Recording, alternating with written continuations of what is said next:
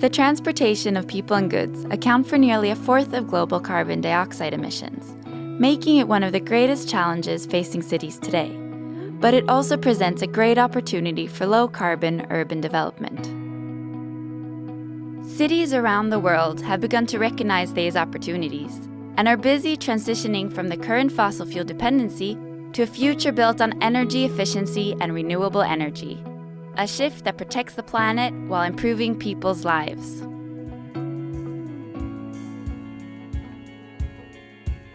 Okay, yes, the urban transportation or urban mobility is shifting right now.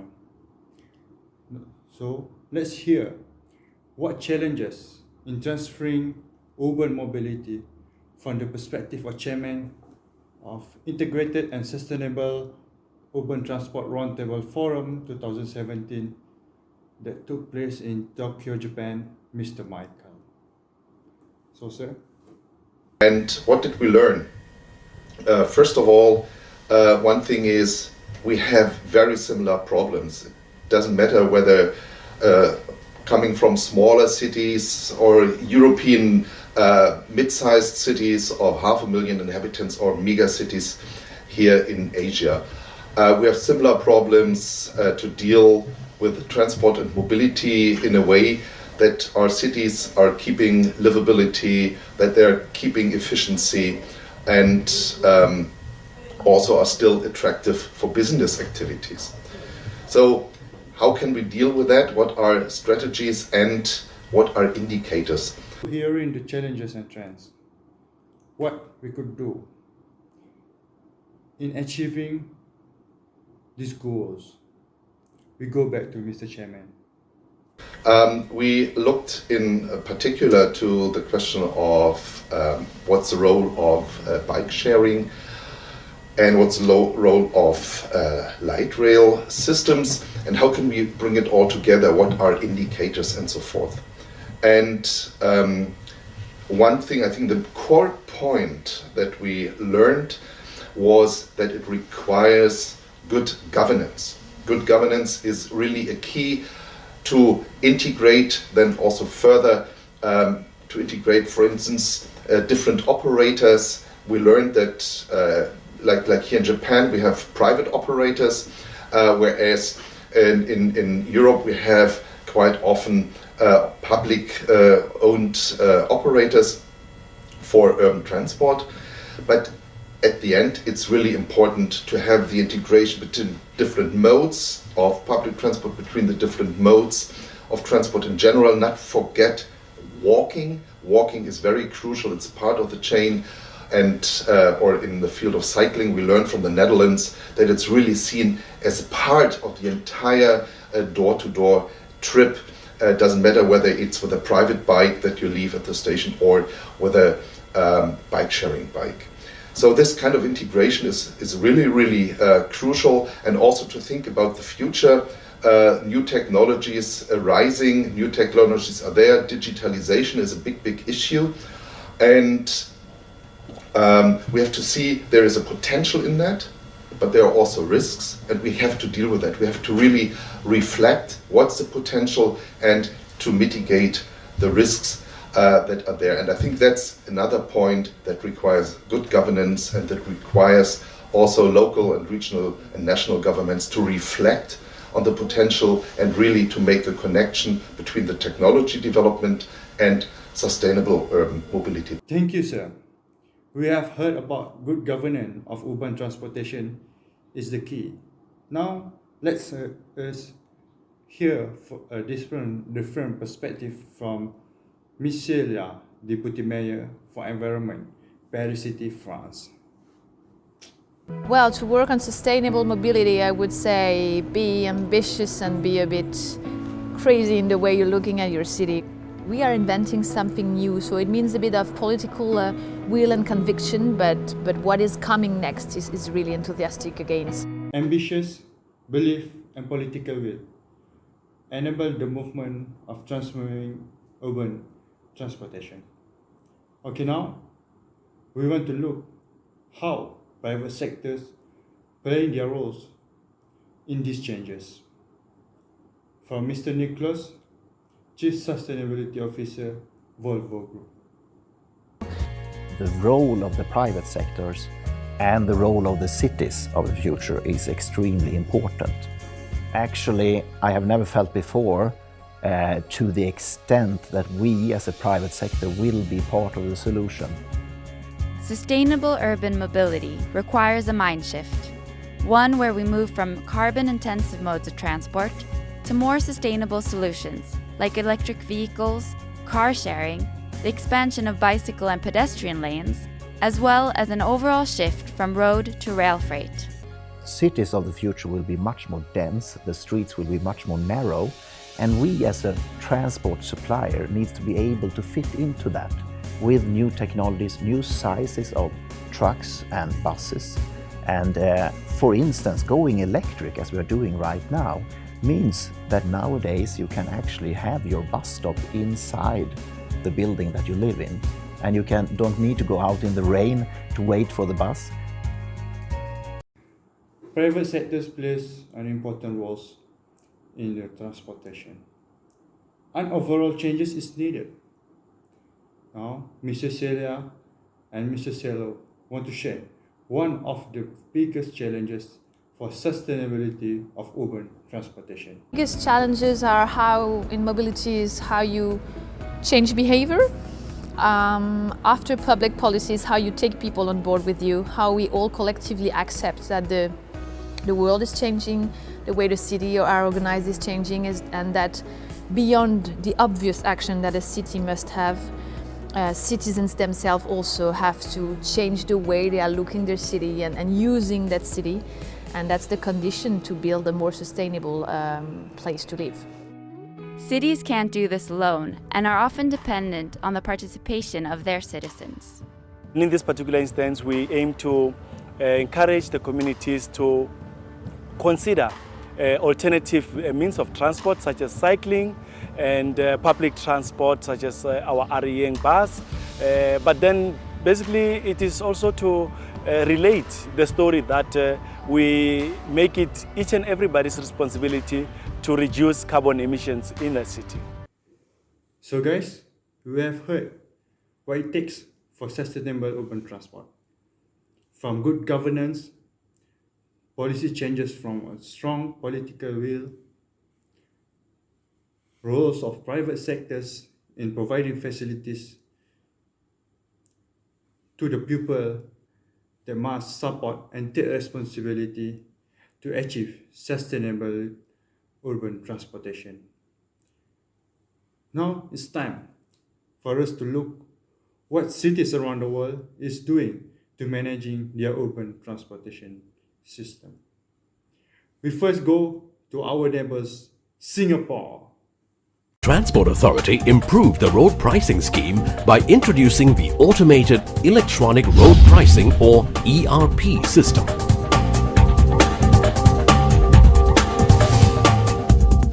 ERP charges motorists every time they drive on a priced road. The ERP charge is deducted from a stored value card inserted into an in-vehicle unit. ERP system is a versatile charging system to manage traffic flow. Charges vary according to time, location, and traffic flow.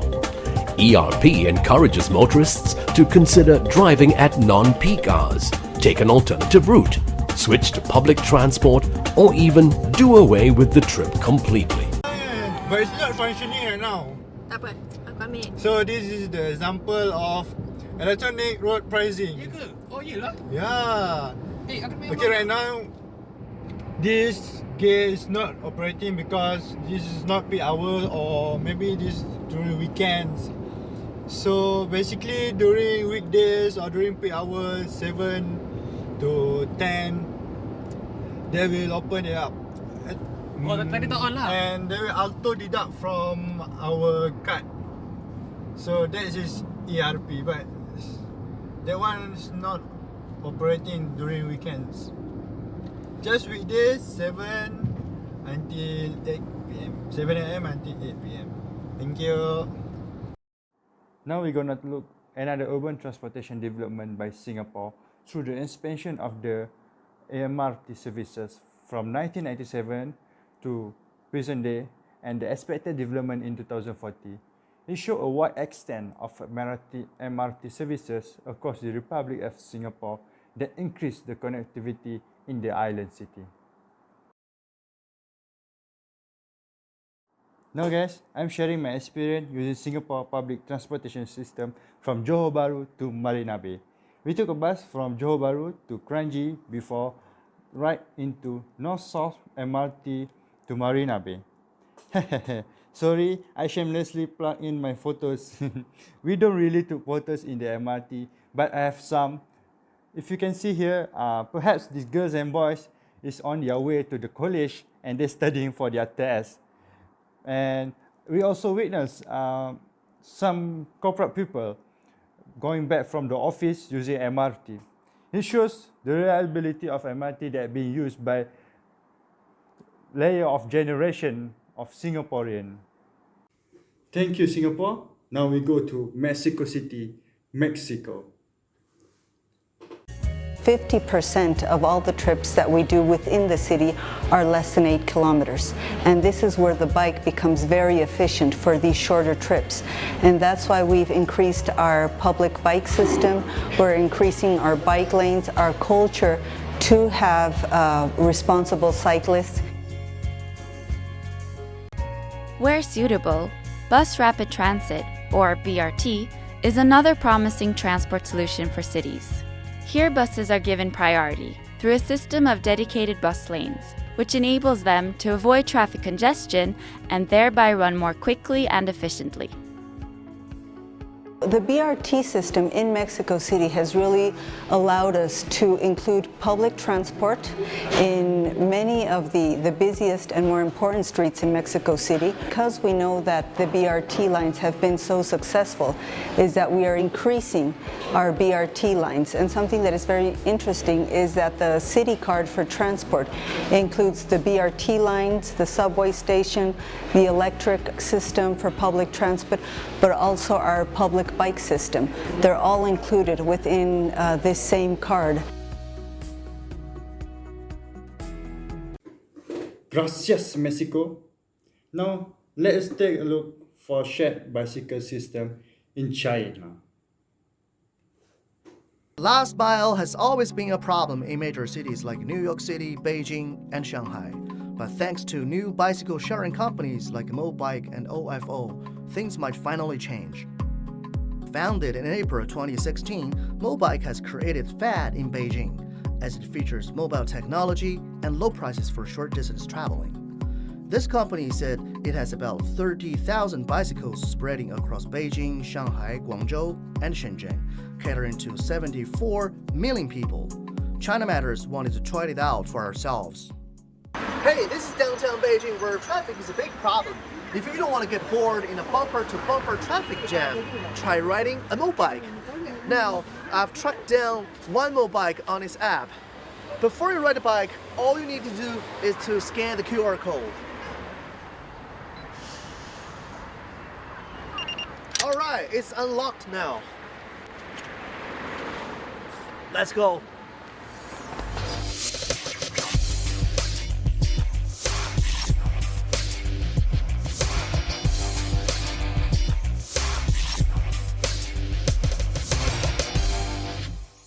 Not bad, but the bicycle is not so fast. But thinking about the price, you only have to pay 1 yuan, which is about 15 cents for any trip within half an hour. It's really cheap for any short distance trip. After the ride, you don't have to worry about returning the bike. You just find a public space and put it here, lock it, just to make sure the next rider will easily find it. In fact, bicycle sharing companies have appeared in large cities such as Beijing over the past few years, but most public bike companies ended up quitting the market. In June 2015, 2,000 OFO bikes showed up on the campus of Peking University, and they have slowly grown ever since. It is the country's largest bike-sharing platform, with over 85,000 OFO bikes running on 50 Chinese colleges. While these bikes initiate a new trend, some issues still occur, such as the app's poor design or parking problems. Bike sharing has had a difficult past, but now OFO and Mobike has attracted capitals from major players like Alibaba and Didi. Only time will tell if this new trend will last past winter.